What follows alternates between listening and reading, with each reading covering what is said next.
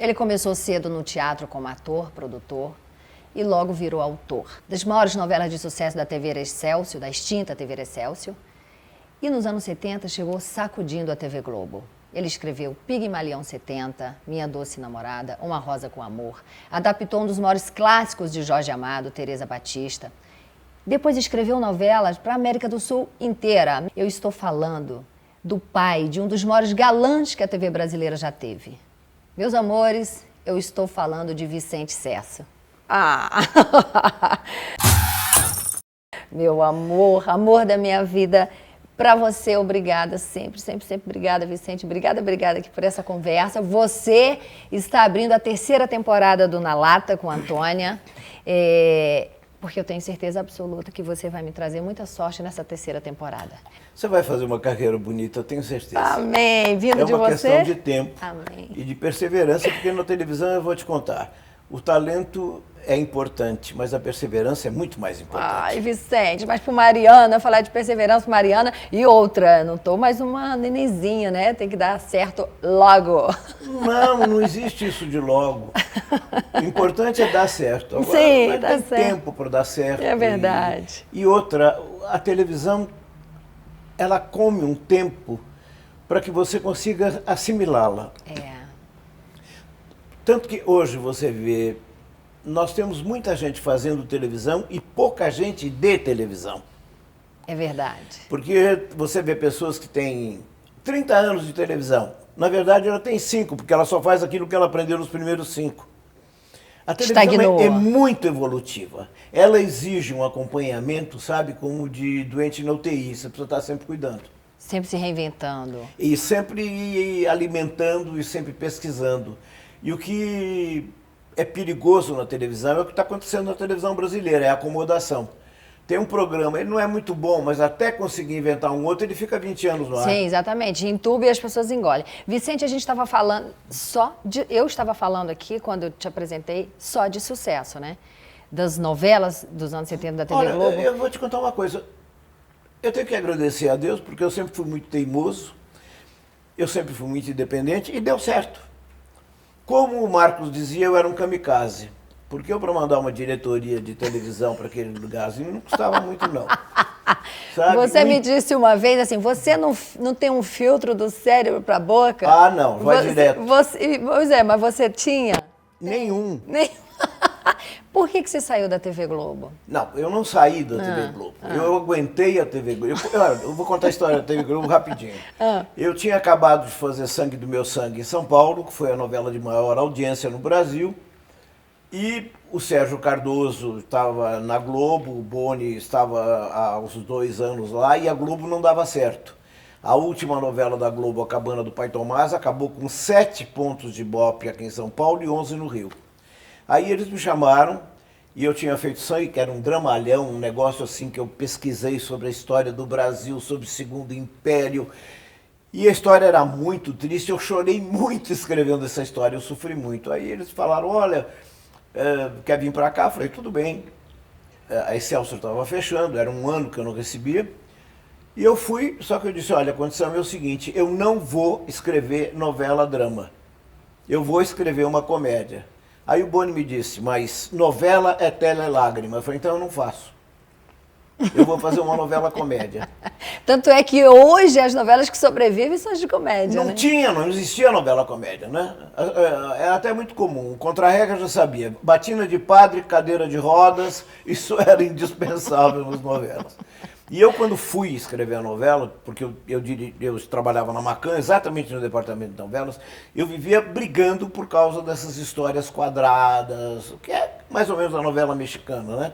A mocinha pobre que vai trabalhar, se apaixona pelo patrão, depois a família não deixa. Era sempre a mesma história, com uma pequena diferença.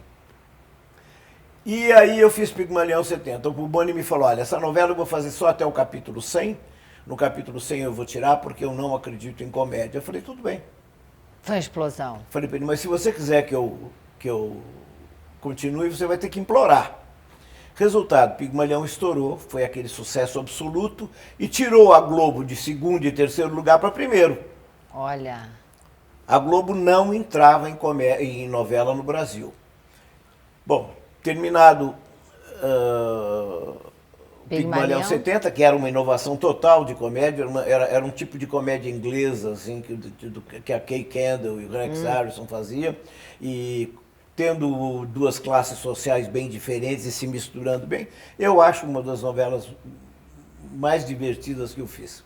Quando terminou Minha Doce Namorada, eu estava com eles por aqui. Mas eu falei, tudo bem, eu estava fazendo a carreira do Marcos, então para fazer a carreira do Marcos, eu falei, vou... Aí eu passei pelo corredor e vi a Marília Pêra derreada, ela estava fazendo uma novela chamada Bandeira 2. Ela era uma motorista de táxi, era do Dias Gomes, a novela não funcionou, coisa. E eu tinha muito carinho pela Marília, falei, Marília, eu vou escrever uma novela para você. É isso eu ia lhe perguntar, se teve alguém que você protegeu, que você... Não, eu não protegi, eu sabia que essa menina tinha talento, mas tem uma coisa, você tem que usar o defeito da atriz para fazer sucesso. A favor, né? Você entendeu? Não adianta você olhar o lindo olho azul, você bota a câmera no olho azul uma vez, duas, 10, acabou. É. Né? Você pode fazer isso no cinema, mas na televisão não. Então você sabe, a Marília é uma pessoa de um mau humor danado, né? Qualquer coisinha ela fica de mau humor. E eu que eu fiz uma heroína de mau humor e solteirona.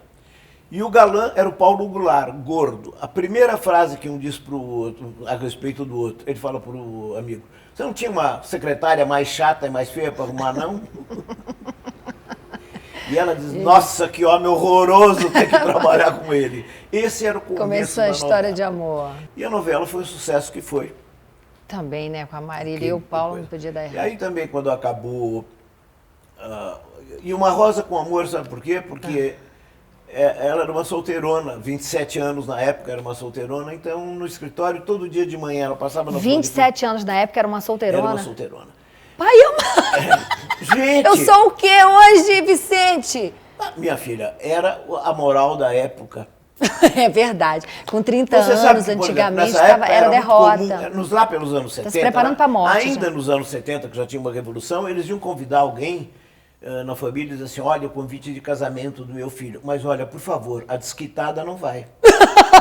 Se tivesse uma mulher desquitada na família, não ia. Por quê? Porque era um perigo para as outras mulheres. A moral era Vicente, toda... eu tô solteira e os convites de festa, assim, para os amigos casados, assim, diminuíram. Será que é isso? Porque eu tô solteira? Olha, eu vou te contar. Era uma outra mentalidade, era uma outra moral, era um outro modo de vida. Sabe? Ainda a vida era muito comunitária, todo mundo se mexia na vida de todo mundo.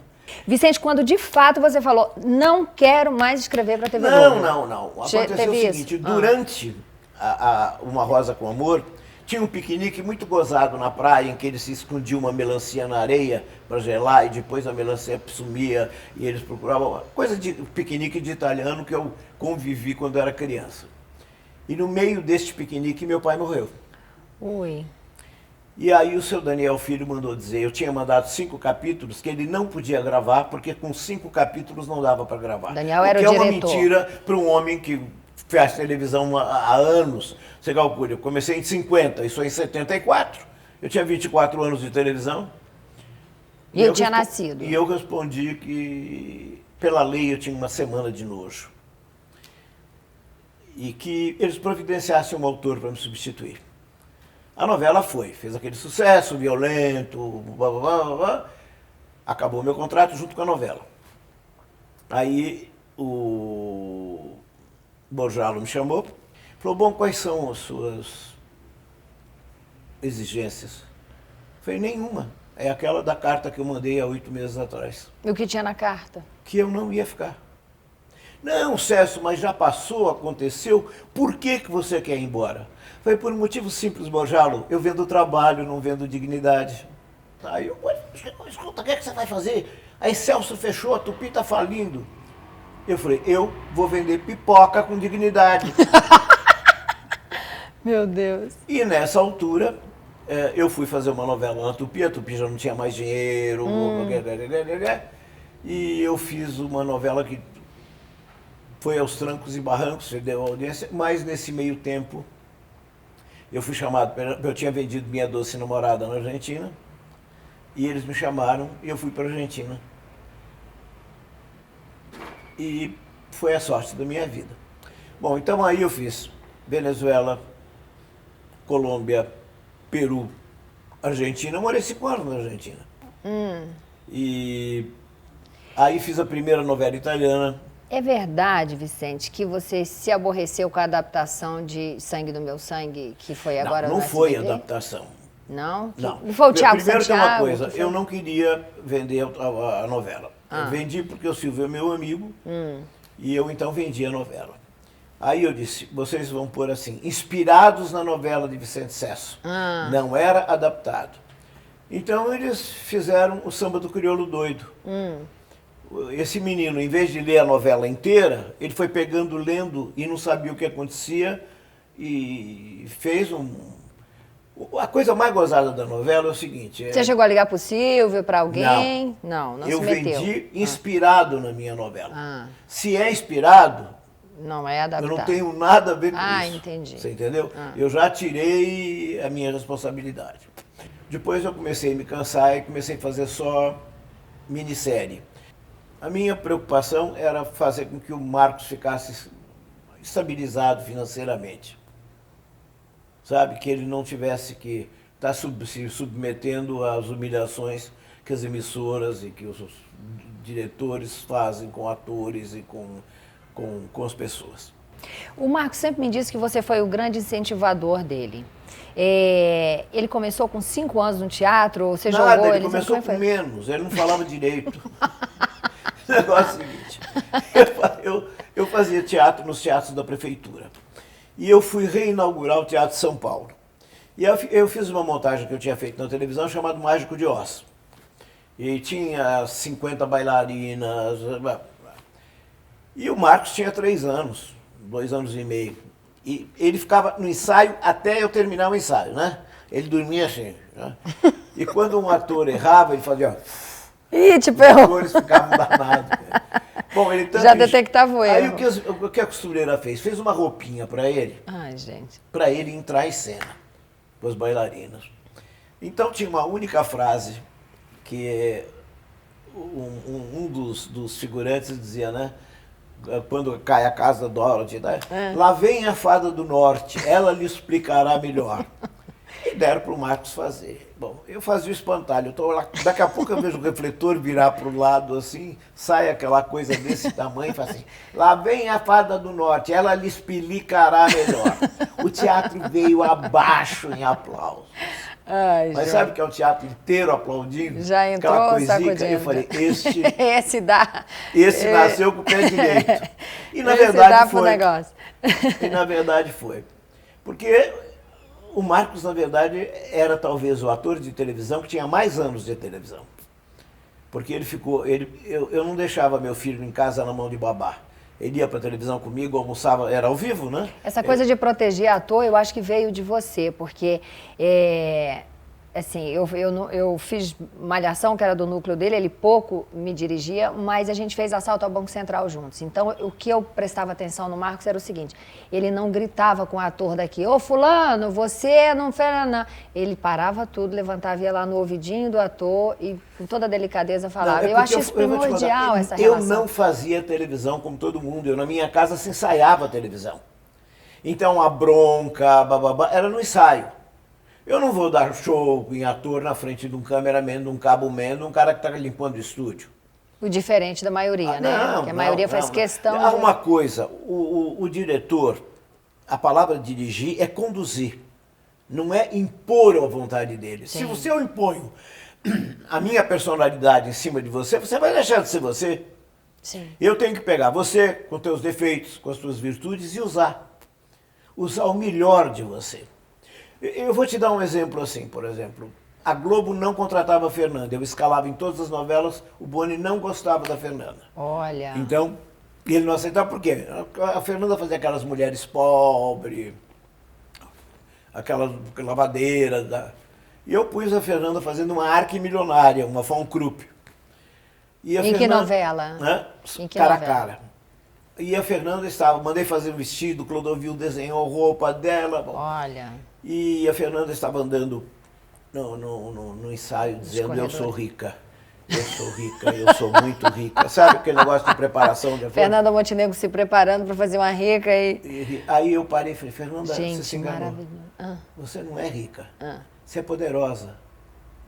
O poder está acima da riqueza. É verdade. Você vai usar um jeans e ser tão rica quanto se você tiver com um vestido de Chanel. como esse. Ela olhou e falou, eu sou poderosa. Olha. Isto é você cuidar do ator. Você vê que ele está derrapando para um lado, você diz, olha, não, por aqui, vai por outro. E outra, todo mundo que trabalhou comigo e começou comigo fez sucesso. Isso é incrível, porque tem muita gente rica que não tem poder nenhum, né? Que não tem punch, que as pessoas não respeitam. E você não precisa ter muito dinheiro no bolso para ter poder, Não, né? não. Depois outra, eu quando saí do Brasil eu fiquei preocupado, porque como eu comecei no comecinho da televisão e eu era um menino, que eu tinha 17 anos, mentia, né? Gente, não para, mas que avenida é essa, Vicente? Avenida São Luís. Avenida São Luís, um funkão, no meio da nossa entrevista. Não, isso daí deve ser protesto. Ah, gente, não, né? Vicente, não tem como conversar com você na hora mais errada que esse funk me aparece. Mas, enfim. Vocês querem esperar? Não quero esperar não, Vicente. Não tem como conversar com você e não falar desse imbróglio após a morte do Marcos. Por quê? Tem muita gente que não entende quando eu falo assim, eu não conhecia o Vicente, no sentido, não é que eu não conhecia, eu não convivia com o Vicente, não. Porque as pessoas que não conhecem a história pensam que a gente convivia, que a gente era muito amigo no sentido da convivência. E eu li também umas declarações suas quando eu percebi que a coisa estava ficando muito esquisita e foi aí que, de repente, você também percebeu isso e entrou. E eu sei que não foi para me defender, porque você já falou isso para a Iris Bruzi. No e-mail, você respondeu a Iris Bruzi numa linha só, quando a Iris Bruzi falou, Vicente, obrigado por defender a Lourinha, que é como a Bruzete me chama. E você falou, Iris, eu não estou defendendo o Antônio, eu estou do lado da verdade.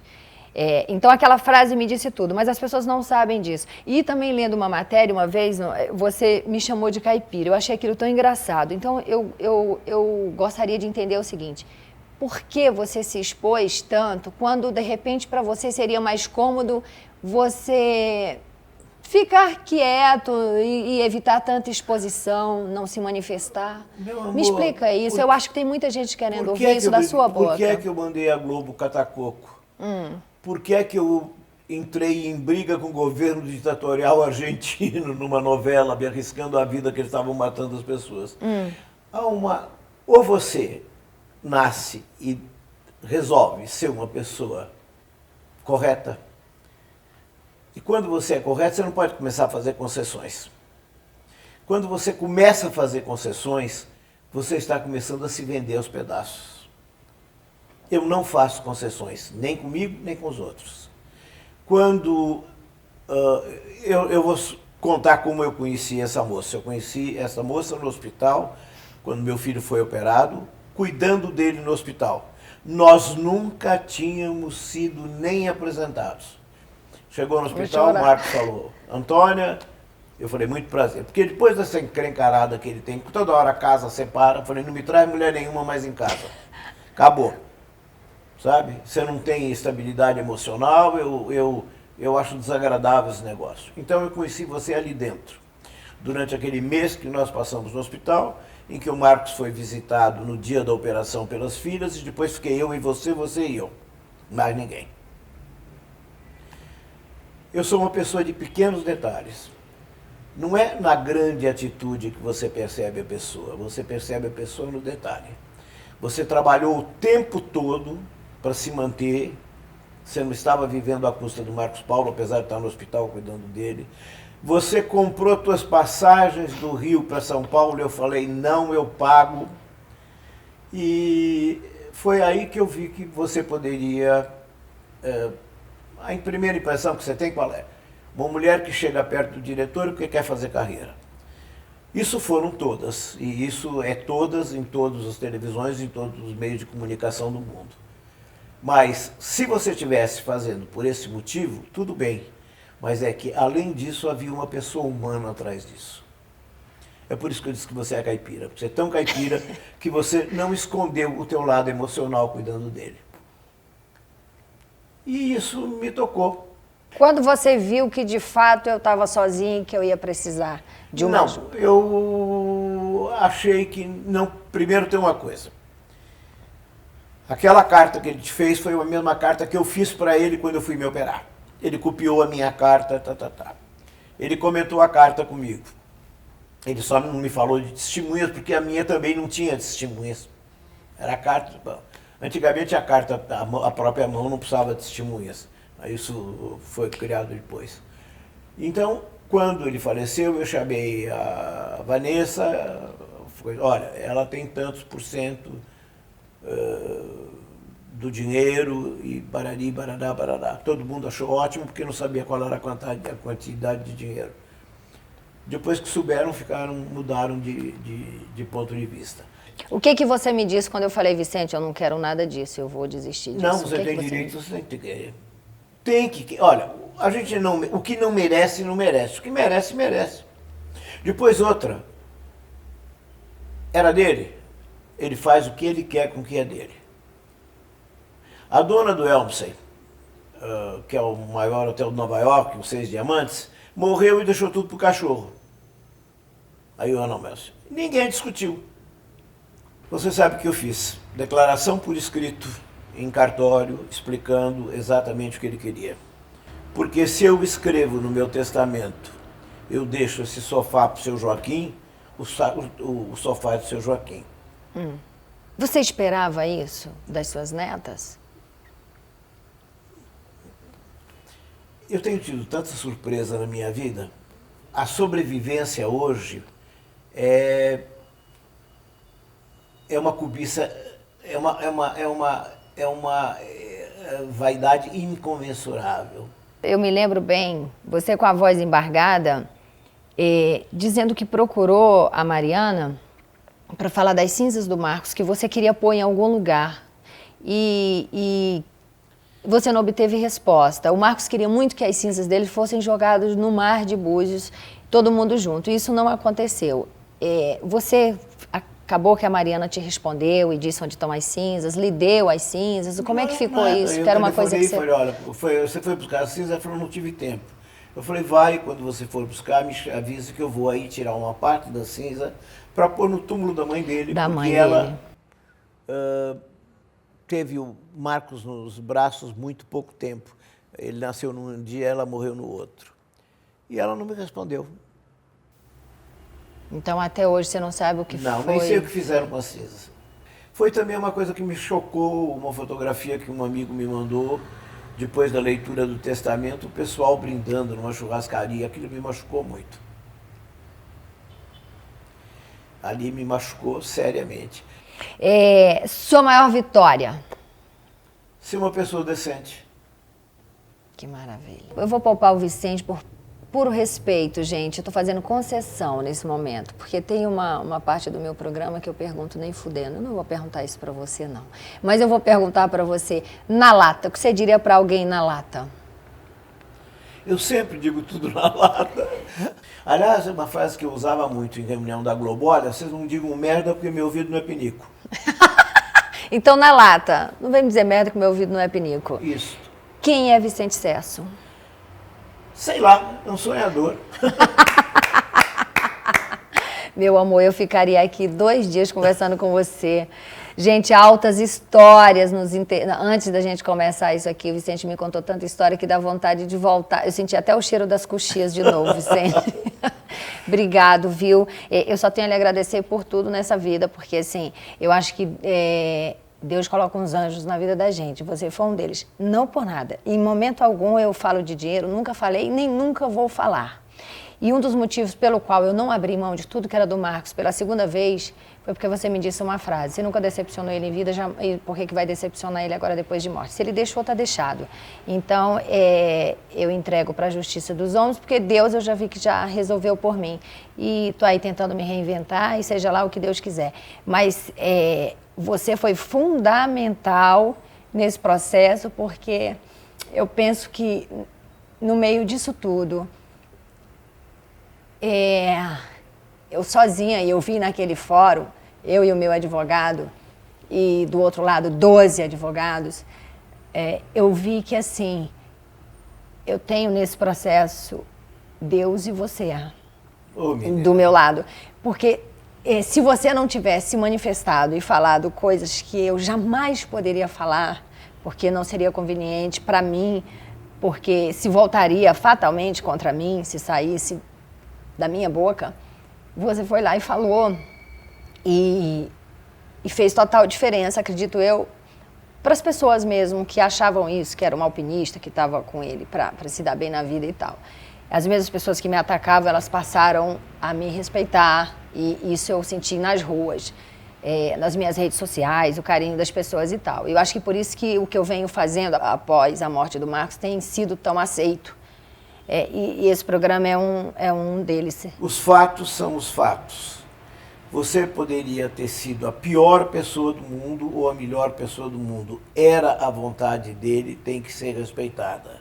Porque quem trabalhou, quem ganhou foi ele. Obrigada, viu? Ô, menina, Obrigada. Que é isso? Para com esse obrigado aí.